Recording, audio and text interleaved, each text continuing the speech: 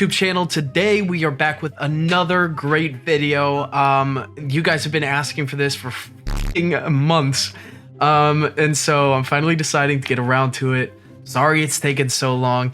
If you want more videos for me to watch in the future, please just leave a comment and then be sure to like and subscribe and hit that bell as well so that you don't miss a single upload, because it really helps the channel, it really helps the algorithm really push forward my content to new viewers, and you know, it just lifts it up all together. So just thank you guys for the support. We're finally going to be watching Flannel Shirt Guy's video titled Coffee Shop, which, as you guys know, I've been a big fan. That's what's just so great about doing all this, you know, the streaming and content creation. We actually got to connect with Flannel Shirt Guy, and he loved the love that we were giving him so much that he actually had me on one of his shorts. It was super cool. It's not this one, I don't think. I mean, I recorded a lot of stuff with him before, so I wouldn't be surprised if this is if my voice pops up here, but I'm not expecting any of that. So yeah, without further ado, let's get right into the video.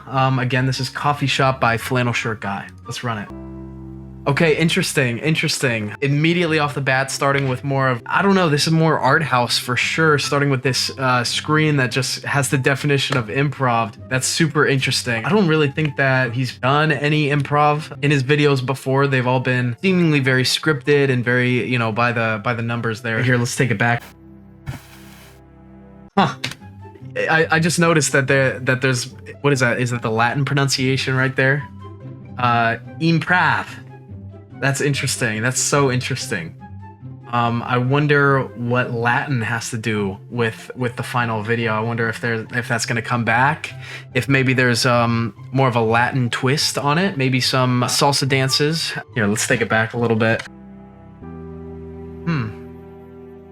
Wait a minute. Wait. Okay, now he's putting bad.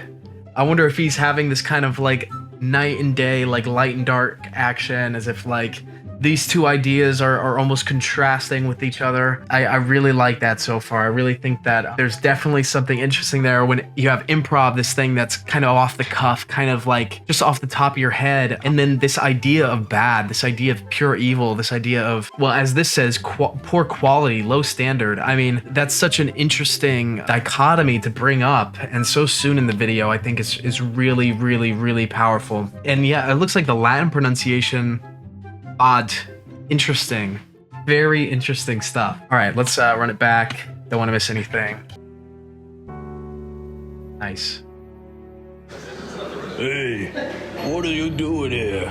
Wait, okay, hang on.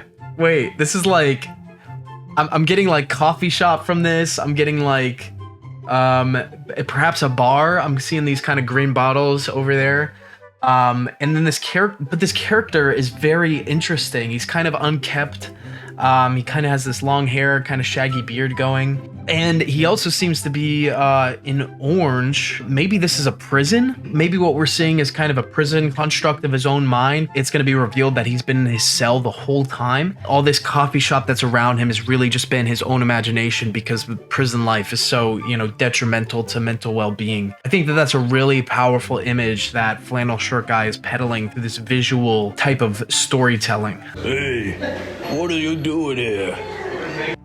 Interesting. This idea of what are you doing here? The ambiguity of that line is really powerful. I mean, what are you doing here? And to be said within the context of this prisoner in this cell, in this prison within a prison, you know? It's almost as if he's asking himself, what are you doing here? Really powerful stuff. You could tell that this guy, Flannel Shirt Guy, really has thought very deeply and thoughtfully about, you know, how everything is presented, the placement of all these different items in the scene. It really all goes to lend itself to this kind of chaotic nature of imprisonment and questioning purpose and that kind of matter. Yeah, let's go ahead and... Oh, shoot. Whoops. Let's bring it back a little bit. Don't want to miss anything. What are you doing here? Okay, so we've introduced this new character here. Also in the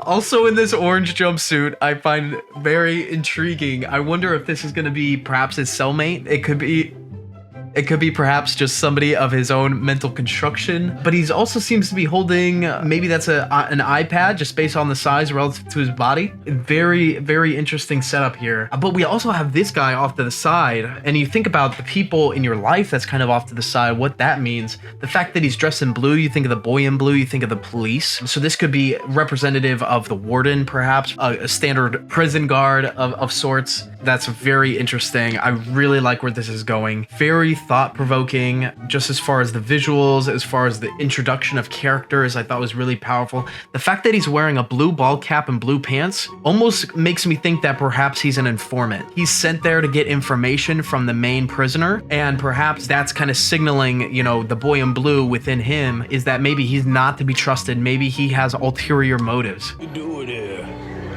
I'm just.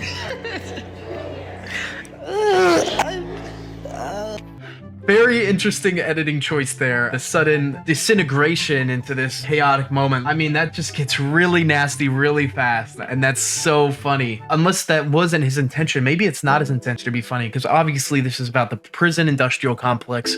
And there's not much funny about that. Really, this is like, he's obviously having some sort of health fit. I mean, he's coughing. I would assume that they have the prisoners working out in the auto shops, creating those license plates and things of that nature. And those probably breathing in a lot of dangerous pollutants and fumes and stuff that over time is going to start to create and house a lot of mucus in the lungs, which just goes to make people cough more often. And that's a really interesting tell. And it's my initial reaction, obviously, to laugh, just because I'm so uncomfortable with the reality that is life and that is existence for people in these situations, people that are incarcerated in these horrible, horrible conditions and that are being worked for pennies on the dollar. And I really love that flannel shirt guy is choosing to talk about this type of thing at this moment in time. I think it's really powerful stuff.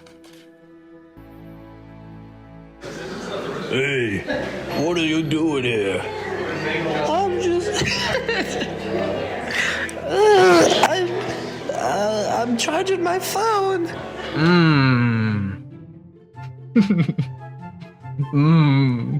He's charging his phone. So I guess that is a phone. That's not an iPad. It's just a really big phone. They're making phones too big nowadays, at least in my personal opinion. It seems like every new phone that comes out is just the same phone as the one that came out the year before, but just bigger. And so really interesting that he's choosing to kind of showcase that through this. And the fact that he's using kind of this dead phone metaphor is pretty powerful, because, you know, these prisoners are just worked to the bone and they're running low on charge, as one could think. Some might think of that as a stretch. I don't think that that's a stretch. I think that flannel shirt guy is very, very, very intentional with everything that he does. And so I think that this is just kind of a microcosm or a metaphor of what it is like to be a prisoner, that you're just trying to charge your phone. You're just trying to get it charged. And I mean, we'll see if he's able to do so. What are you doing here? I'm just.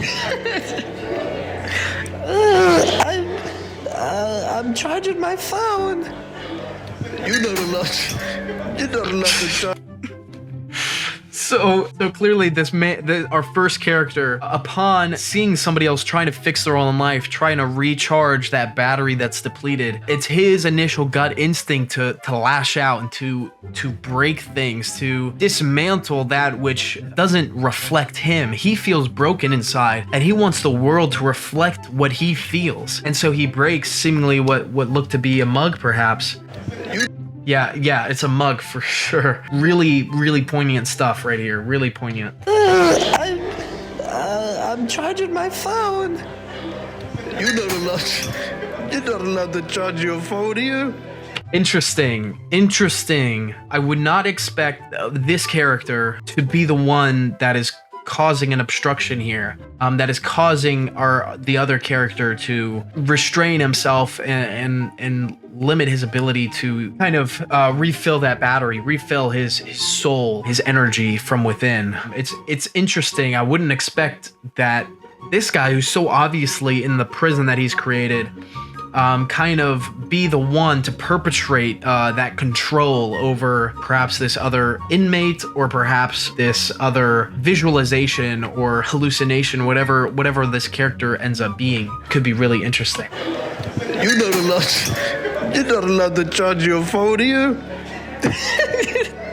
Interesting. And you could see that putting those rules on somebody else really hurts him to his core. He has to turn away in order to cry. I think in this scenario, he's kind of becoming exactly the type of thing that he hated. He hates the prison guards, the ones who put control over him. And that's why he's created this kind of cute little coffee shop in his mind to surround himself with. And now that he realizes that he's the one putting the control, putting the restraints on another individual, even if that person may or may not be real, clearly hurts him to his core. Although he's been through the worst of the worst, you could still tell that at his core he's a good person that has good values and cares about other people, which I think is really, really powerful stuff. Really great character study so far by Flannel Shirt Guy. I know that that's kind of his thing. He kind of like obviously creates these characters and then kind of puts them through certain situations and trials. And he really has a great awareness of what it means to fully create a character and have that character live within this world and these situations that he creates. I think that he's very intentional, very thoughtful, very thought-provoking. About halfway through the vid and I'm already on the edge of my seat. I cannot wait to see what happens next. You're not allowed to charge your phone here. Such a powerful performance. This is a no-charge phone zone. He says it's a no-charge phone zone. This just goes to show that Flannel Shirt Guy, his writing is just top tier. There's such like a rhythmic element to his writing. I always feel that there's an inherent rhythm to language and to the way that our mouths move through as we're talking. Well, he recognizes it and then he kind of twists it and focuses it in such a way that it's unavoidable. The fact that he's doing all that while also giving us a deep, in-depth look at this character's psyche. He almost has to speak like a child, like a baby, because his trauma has caused him to recede within himself in such a degree that he can't just say, hey, there's no charges here. He can't say, look, this is not the place you come to fill your cup, to refill that drained battery that is your soul. He can't even bring himself to say that this is not the place for that. He instead has to simplify it in such a way that's easy for him to say, that doesn't cause him to want to break the things around him, to want to destroy that which doesn't reflect him. And so he breaks it down into this very, I don't even know how to describe it other than childlike, creating the world. I mean, when you're a child, things are so simple, things are so easy, and it's no wonder that when he's put in such a hard place, his mind protects himself from that, and he recedes into himself. That's really powerful stuff. Really, really powerful. No charge phone zone. Yeah. It seems like the other character is even in disbelief. He's like, wait, why have you created this world if it's not a place for everybody to get fulfillment from? He repeats it back in such like a plain fashion of disbelief, asking no charge phone zone. I mean, you could hear the pain in whoever this performer was. You could really feel the pain in his performance, and that's just a really hard thing to pull off. I feel like people are just very jaded when it comes to mass incarceration, the prison industrial complex as a whole, and people tend to not extend their empathy to people that have been charged with crimes and things of that nature. So the fact that he's kind of bringing this level of humanity to these characters that one might assume off the bat are bad people, the fact that he's not leaning into that stereotype, really, really, really good stuff. This is a no charge phone zone. A no charge phone zone. Yeah. Okay. And then maybe like a drone strike. Maybe like a drone. Wait a minute. It appears that he's almost breaking the fourth wall. Whoa, okay, hang on. This is actually really, really interesting. So not only does the character break the fourth wall, but in doing so, he kind of completely shatters this idea that I had of him creating this coffee shop in his mind to be a way for him to rationalize the awful atrocities that has happened to him while in prison. But really what it is, every aspect of this whole thing that's kind of, I mean, you see the camera move with him, you see that he kind of talks to the camera, so it's almost as if this entire production itself is almost like a manifestation of his desire to want to return to childhood, return to a simpler form of being. I really appreciate that. I really think that's a very interesting way to take this character. Very interesting. And then maybe like a. Oh wait, let's back it up. Yeah. Okay. And then maybe like a drone strike. Maybe like a drone strike happens. Oh! No DK. Oh shit. I'm so sorry. I'm so sorry, guys. Let's all take a moment to remember that laughter is a reaction, okay? It's not an emotion. I'm not feeling like this is something that should be laughed about. It's merely a reaction to how uncomfortable such raw emotions and raw truth can make me. I'm not afraid to admit that. This is clearly something that is a tough watch. It seems that our character here has kind of constructed this whole reality to cope with himself, and it's almost like I'm seeing through that, and in doing so it's making me so uncomfortable that my coping mechanism is saying laugh, do something that your childhood self would do, and giggle at such a thing. I do actually think that this main character here, this main coffee shop guy, has really constructed this whole thing. And perhaps the other patron of this coffee shop is actually the part of himself that wants to change, the part of himself that wants to grow up and move on and recharge what's been lost. And it's almost this childhood redirection that he takes this and he says, I'm gonna destroy that part of me and I'm gonna live in this space forever. And I'm not gonna try and grow, I'm not gonna move on. It just seems that he's really, really comfortable putting it all aside. Very captivating literature here. I feel like I could make a video dissecting this that's like 3 hours long. Wow. Okay. And then maybe like a drone strike. Maybe like a drone strike happens. Oh!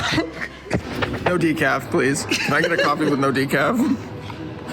Like this is turning into a goof, and I don't like it. Wow. Wow.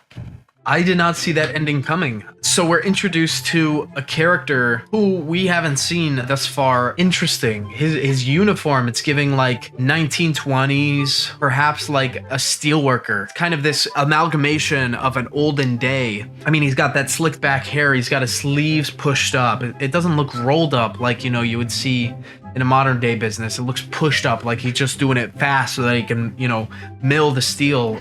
No decaf, please. Can I get a coffee with no decaf? I'm so sorry. I'm sorry.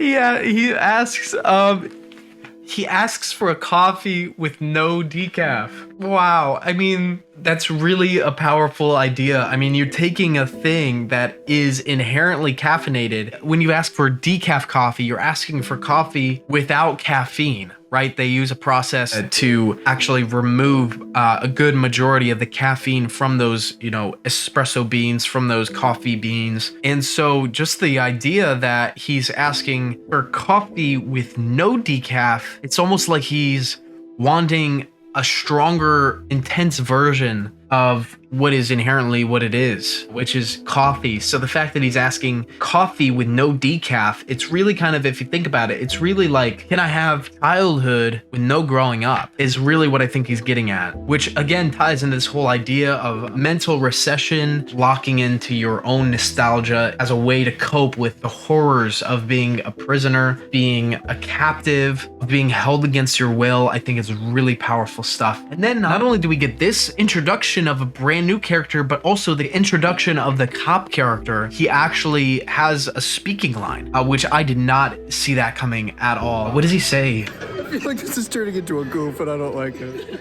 Huh. Whoa. Okay, that kind of flips it on its head. I think this is turning into a goof, and I don't like it. Interesting. So the prison guard himself sees the prisoner almost taking on this more childlike, imaginative form. He sees that, and he sees that he's goofing around, and he doesn't like that. He wants the prisoner to be aware of his own suffering, fully feel every minute of it. I mean, this is a stark critique, I would say, of just the prison complex as a whole, of the relationship between a prison guard versus the prisoner. I mean, if you haven't heard of the Stanford Prison Experiment, I think that you really should go watch it. I'll maybe link a video down in the comments. It's basically what happened was they had the University of Stanford put on this experiment where they had some students portray as prisoners, other students portrayed as prison guards, and they just kind of let them role play for a while. But the more that they did it, the more entrenched they became in the roles, and it was almost this inherent mental game of like the prison guards just putting down the prisoner just because they could, and just because it was their role to do so. And they really started to look at the prisoners as subhuman. I'm sure that Flannel Shirt Guy might have seen that experiment or been familiar with that. I know that there's documentaries. Maybe he watched one of them. Maybe he read a book on it. Maybe he heard an audiobook or perhaps a podcast on it. And maybe that's what inspired this. I'm sure that you fellow creatives know all it takes is one seed that plants, and then it can sprout and kind of cause this whole other branching of ideas and themes and values. I think that is a really cool subject. Wow, yeah, I'm leaving that thumbs up. Really powerful stuff. Okay, it just came out, obviously. Wow, I'm so surprised that this isn't starting like such like a powerful discussion, because there's so much rich material within this that I really think deserves discussion. So perhaps I'll start that. Obviously, you know, you want to start a discussion in the YouTube comments. You kind of have to balance between being kind of entertaining but also being nuanced and witty. Wow, yeah, that was an amazing video. Shout out Flannel Shirt Guy for just not only being able to write that, but animate that, edit that, direct that. I mean, every aspect of that was just like performed to the highest level. I mean, this is like YouTube Premium, but actually like good and actually not like a waste of money. So really impressed by this work. Flannel Shirt Guy never disappoints. Thank you guys so much for watching. I think that's gonna do it for today's video. If you have any other videos that you want me to watch, that you want me to react to, go ahead and leave that down in the comments, and I will be sure to man, just watching that, it's got my brain all jumbled. Please leave a comment if you want me to watch another video, suggest what you want me to watch next, and again, like and subscribe. It really helps out the channel, and it'll help me to keep doing more videos like these and supporting, you know, these smaller art tours that are so in need of attention and so in need of some real like sauce and movement. I'm so happy that I have the platform to provide that. Go ahead and give Flannel Shirt Guy a subscribe and check out some of his other stuff. Check out some of my other reactions to his stuff on my channel. And I mean, yeah, thank you guys so much for tuning in, and I'll catch you in the next one.